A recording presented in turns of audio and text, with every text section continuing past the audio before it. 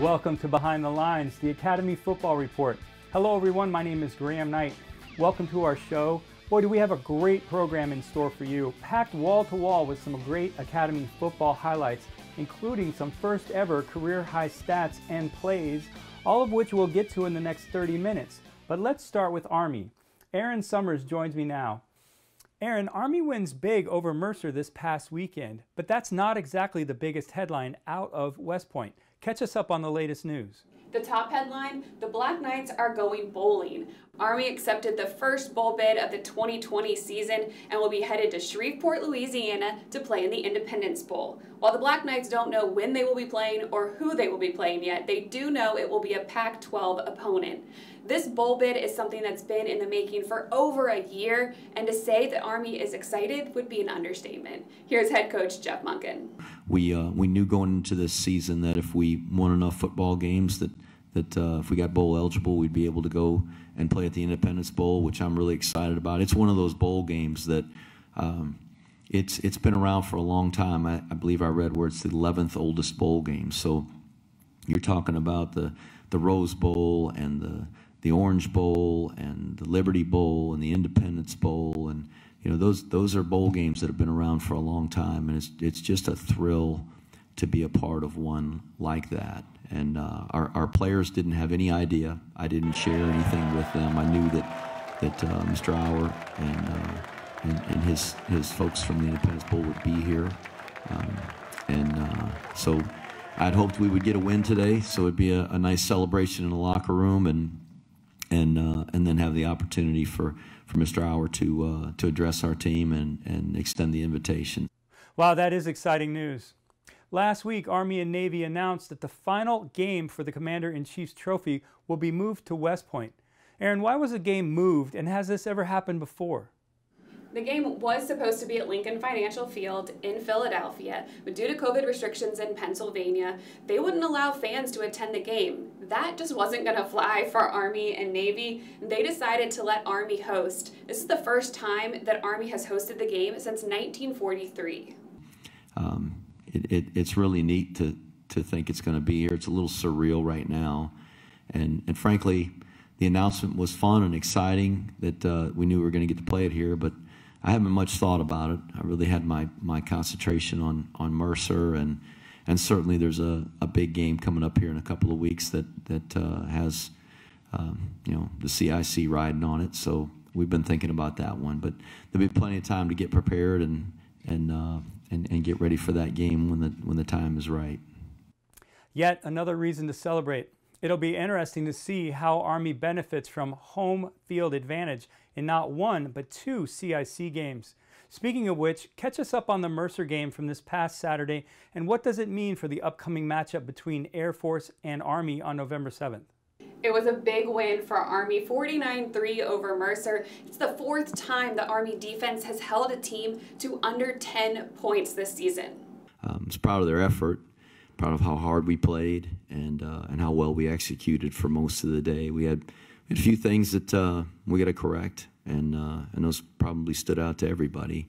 But just our guys, after the first drive on defense, just did a tremendous job of slowing them down, and really happy with the offense, just being able to sustain some drives and get the ball down there in scoring position and punch it in for touchdowns. Defensively, the Black Knights held Mercer to 221 total yards of offense. Army linebackers John Radigan and Spencer Jones led the way with 7 tackles apiece.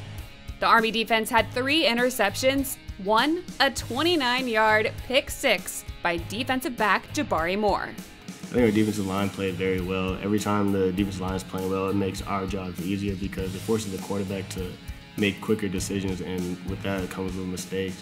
The Black Knights scored 49 unanswered points. Quarterback Cade Ballard and running back Tyrell Robinson teamed up for a pair of firsts. A 53-yard touchdown pass gave Ballard his first passing touchdown and Robinson his first career touchdown.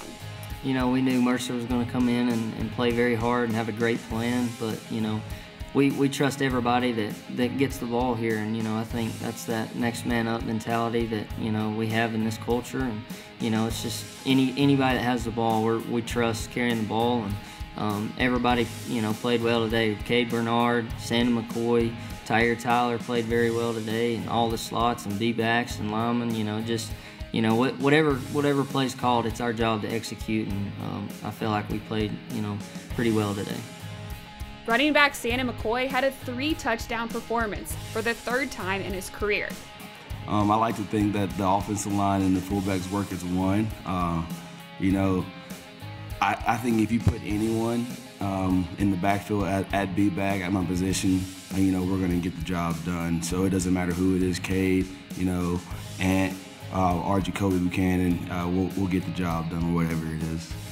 With the game out of hand in the 4th, Army put in their 2nd string, giving valuable playing time to new faces. Senior Jordan Blackman took advantage on a 6-yard rush for his first career touchdown. I was thrilled for Jordan Blackman. He's a senior and has not played a whole lot of football for us, but he's just a really hard worker, and our players love Jordan, and he wanted to score so bad. It was his first touchdown, and that was just a great thrill for him. And if you saw the game, you saw the whole sideline just empty, and went down to congratulate him. With a bye this week, Army has turned their focus and extra time to preparing for a matchup against Air Force. The November 7th matchup between Army and Air Force will be the 53rd meeting between these two academies, with the Falcons holding a commanding 36-15-1 record in the series. Earlier this season, Navy defeated Air Force, which means if Army can get the W, the Falcons will be eliminated from the Commander-in-Chief's trophy. That will put even bigger stakes on the Army-Navy game at the end of the season. Nice work, Erin. I really appreciate your behind-the-lines reconnaissance reporting there. Some great information. Thank you. Now let's turn our attention to Navy. Here's Jon Meterparel. It was a long day at the office for the Navy midshipmen as their undefeated run in the AAC came to an end. They were beaten by Houston 37-21. The midshipmen started off with some solid throwing from Dalen Morris. While the triple option was getting stopped and Nelson Smith was held to just 51 yards, Morris was able to air it out twice in the first half. In the first quarter, he completed a 41-yard pass to Michael Cooper to put Navy at the Houston 8. Morris then took it himself and rushed in the end zone for the team's first touchdown. Before halftime, though, Morris would get another deep throw, this time on 3rd and 5 to Ryan Mitchell for a 60-yard touchdown. After halftime, however, the midshipmen, they were riddled with mistakes, and the defense seemed to be wearing down. When asked about the 2 missed field goals, the interception, and the blocked extra point that made up the majority of the Navy's second-half drives, Coach Ken Niumatalolo had this to offer about his team not capitalizing. Against a team this good, you can't miss those opportunities. Obviously we'd want to start with the touchdown to open the second half, but, at least if to come with the field goal to tie the game up, it hopefully gives you some life. But that missed field goal took some life out of us. We had our chances, but, we got to be able to capitalize. You can't come away with no points against a team that good. They're so explosive on offense. They're a really good football team. But the defense was not without fault. There seemed to be not enough gas left in the tank. They fizzled out while Houston's offense was clicking. One play at the start of the fourth quarter personified that. Clayton Toon found Kyle Porter, who then broke through multiple Navy tackles and found the end zone. I think the effort was there today. I think the effort was there going to try to get the QB, but we just got to execute. And those little fine details, they matter a lot when you're trying to go against a big O-line like that. This week, the midshipmen take on a ranked SMU team in an effort to bounce back from the defeat. We just got to go back to work. That's all. That's the remedy to everything. Going to work and trying to get better every day. SMU quarterback Shane Buechele is one of the best in the nation. He's thrown 14 touchdowns. The Mustangs' undefeated season ended this week with a 42-13 loss to Cincinnati in another AAC showdown. We know that they're going to be well prepared in all 3 phases. They're at home. I know they're going to want to bounce back. They're a ranked football team. So a lot of that for us, going on the road, playing a ranked team, it's going to be a tough challenge for us. Last season, Navy beat SMU 35-28 as star quarterback Malcolm Perry gained 357 total yards and scored the game-winning 70-yard touchdown with just over 6 minutes remaining. You do not want to miss our complete game recap next week with Navy taking on SMU. Thanks, John. Again, another example of some great behind-the-lines reconnaissance. Thanks for your reporting on Navy. Now let's turn our attention to Air Force. Here's Diane Roberts. Graham, Air Force entering the game with San Jose State after having 3 weeks off and that big win over Navy. They were looking to extend their winning ways. They did not. We got to get better. The first Falcons drive in the game ended with an errant pitch from quarterback Hazik Daniels to Caden Remsburg. The Spartans recovered and Remsburg was injured on the play and never returned. Then in the second quarter, the Falcons ate up more than 8 minutes on an 87-yard drive, helped along by a 19-yard run on a fake punt by C.J. McNeil. The Falcons drove to the Spartan 1-yard line where Daniels tried a quarterback sneak twice, but was stuffed. Both plays were reviewed, but the result didn't change. Then on fourth down, tailback Jordan Guidry was stopped for a loss, and the ball went back to San Jose State. In the second half, the Falcons took possession first, but went nowhere. And after pinning the Spartans back at the 8-yard line with a punt, San Jose State marched 92 yards for the first score of the game, a 7-yard pass from quarterback Nick Starkel to tight end Derek Deese. It would be the first of 2 TD hookups for the pair in the third quarter. The Falcon woes continued in the third, the offense mustering less than 40 yards for the period. But in the fourth quarter, Daniels capped a 65-yard drive with a 34-yard touchdown pass to tight end Kyle Patterson, his first career touchdown pass. The Falcons kicked the extra point, but there was a Spartan penalty that moved the ball inside the 2. So Coach Calhoun opted to take the points off the board and go for 2. The ball's at the 1.5, and golly, you got to be able to knock a ball in there if you're going to win. It's no different there at the end of the second quarter. You got to be able to get a ball into the end zone, and we did not do that. The Daniels run was originally called good but reversed on review, and the score stood at 14-6. The Falcons had the ball for less than 3 minutes the rest of the game, 2 drives ending in a 3-and-out and a missed field goal. Meanwhile, San Jose State tacked on a field goal of their own, and the game ended with a 17-6 Spartan win.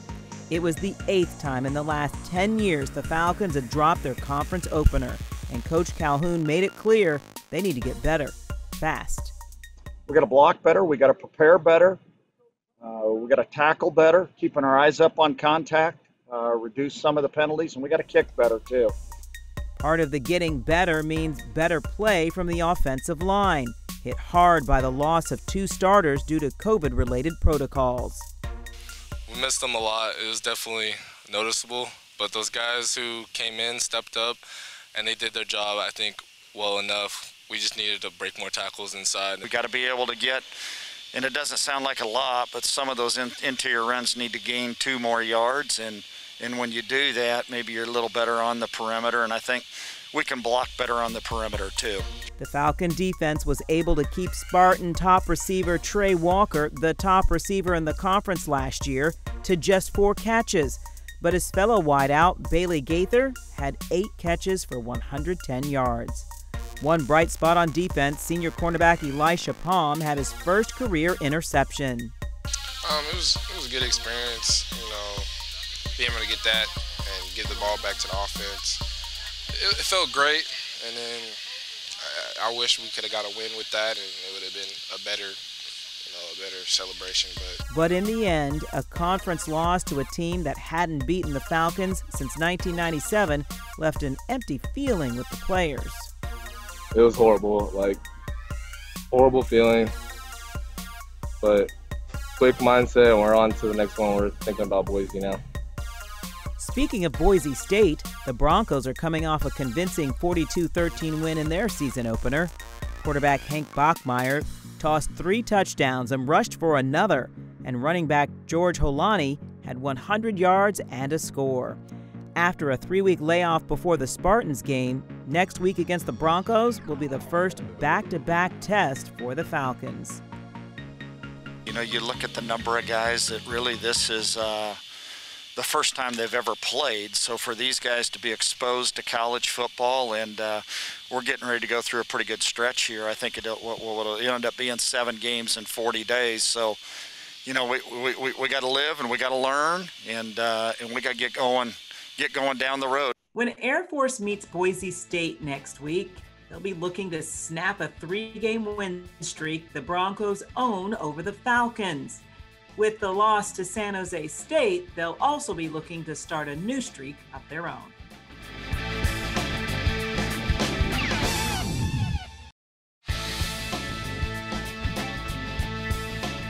Life at a service academy is unlike any other college experience, with extremely strict academic standards, height and weight restrictions, as well as an agreement to active military service. Army head coach Jeff Monken said it is the hardest place to recruit in the nation.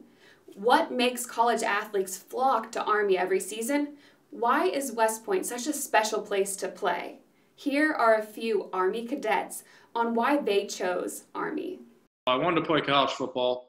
Obviously, that was a dream of mine since I was a little guy. And then I always, in the back of my mind, wanted to serve in some manner.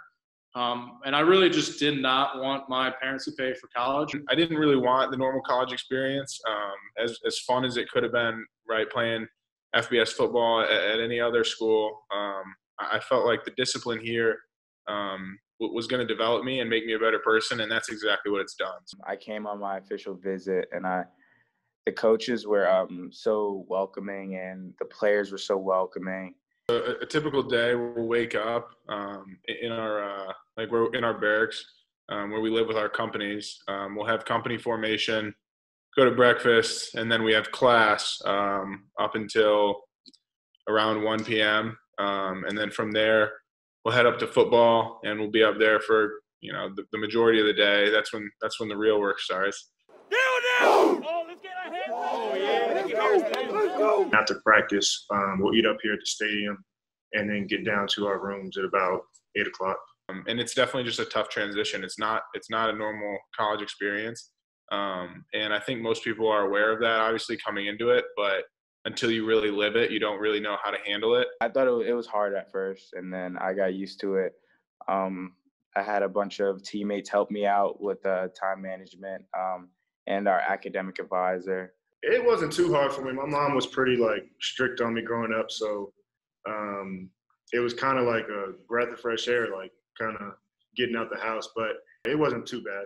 It's almost like a recipe for success, meaning having your day pretty regimented and building those time management skills and that discipline, I think, will aid in whatever anybody leaving an academy does. Just being able to go out there and get a chance to represent our country every Saturday is it's a great feeling, knowing that you got a lot of people behind you and rooting for you and just want to see you succeed. It's kind of a tremendous amount of pride for this team to be able to represent West Point as an academy and represent the Army as well. There's no place like this place. You learn a lot of life skills here, and I think that's what the best thing is. The Army team, the Army team, rah, rah, rah, woo, ah, brave old Army team, the Army team, on to the fray, fight on to victory, that's the fearless Army way. Don't go anywhere. A look at an exciting game from Halloween 2015 is coming up next.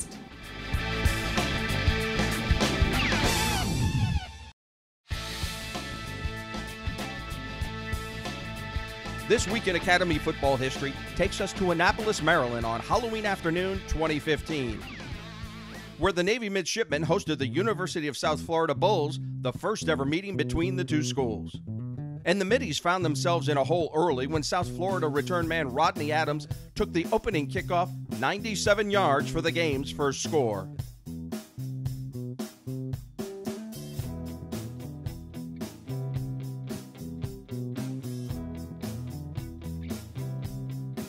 After exchanging field goals, USF was up by 7 early in the second quarter when Navy fullback Chris Swain cut outside for 24 yards and a touchdown to knot the game at 10.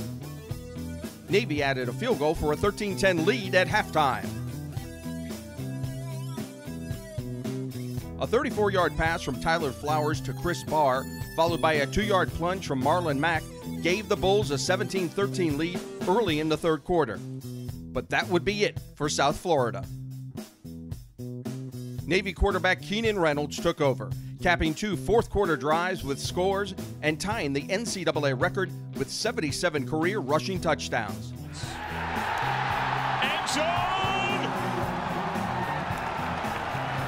He was in the pile. Touchdown! Giving Navy the 29-17 conference win over the Bulls.